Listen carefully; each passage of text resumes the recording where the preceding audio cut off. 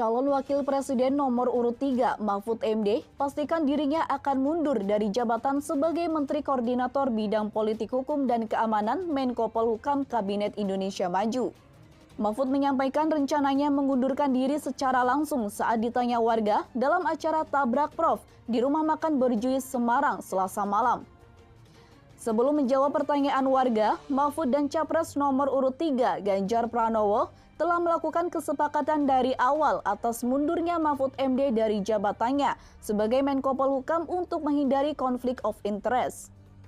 Namun, alasan Mahfud tidak mengundurkan diri sejak awal karena ia menunggu momen yang tepat serta ingin mencontohkan kepada pejabat lain untuk tidak menggunakan fasilitas negara. Apa yang disampaikan Pak Ganjar ke publik sore ini adalah kesepakatan saya dengan Pak Ganjar sejak awal. Maaf ya, ini adalah pertanyaan orang awam. Saya adalah masyarakat biasa ya, saya orang awam. Saya hanya ingin tahu nih ya, kalau misalnya kita mengundurkan diri dari sebuah jabatan tetapi belum ada orang yang menggantikan posisi tersebut. Bagaimana keadaan negara kita kalau posisi menteri tersebut sudah kosong? Apakah aman? Apakah oke-oke aja? Apakah nggak masalah? Ini pertanyaan pure ya dari orang yang tidak paham, yaitu saya.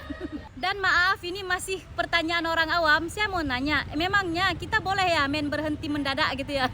Soalnya ini pengalaman saya pernah mengajar di TK, di sekolah gitu ya. Pernah saya itu ingin resign dan pihak sekolah itu bilang kayak gini, Miss Anggi, kalau misalnya mau resign tolong dong cari penggantinya supaya kelasnya nggak kosong.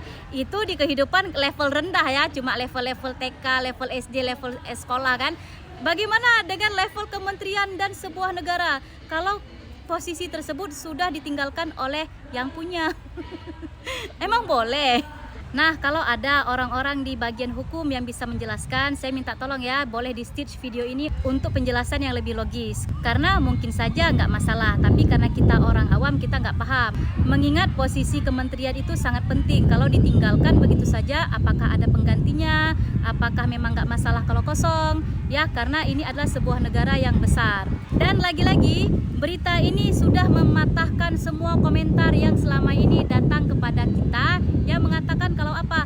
Jangan minta tolong dengan Pak Prabowo untuk mengusir, memindahkan, memulangkan imigran gelap Rohingya. Mintalah ke Menko Polhukam, itu katanya. Kalau saya pikir-pikir ya benar juga, karena pada saat ini kan semua pemerintahan kita sedang sibuk mengurus pemilu. Jadi mungkin isu-isu imigran gelap ini sudah mulai ditinggalkan dan sudah mulai lenyap perlahan-lahan. Namun kalau kita tidak bisa atau belum bisa meminta tolong kepada para pemerintah kita, aparat negara kita, maka saya teringat kepada salah satu selebritis Indonesia yang sangat dekat dengan pemerintah, yaitu Kiki Saputri. Bahkan Kiki sangat berani merosting para menteri dengan caranya yang bikin penonton itu deg-degan ya. Nah, mungkin kali ini bisalah Kiki Saputri sedikit saja bersuara untuk rakyat Aceh yang saat ini sedang menampung imigran gelap Rohingya di Balai Meseraya, Banda Aceh.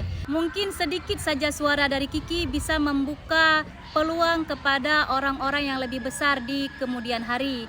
Karena kalau dari kami nggak sampai-sampai suaranya Ki. Mudah-mudahan ya Kiki Saputri video ini sampai kepada kamu dan saya selalu mendoakan semoga kehamilannya lancar dan diberikan anak yang soleh-soleha. Amin ya rabbal alamin. Terima kasih. Assalamualaikum warahmatullahi wabarakatuh. Salam anak Nanggro.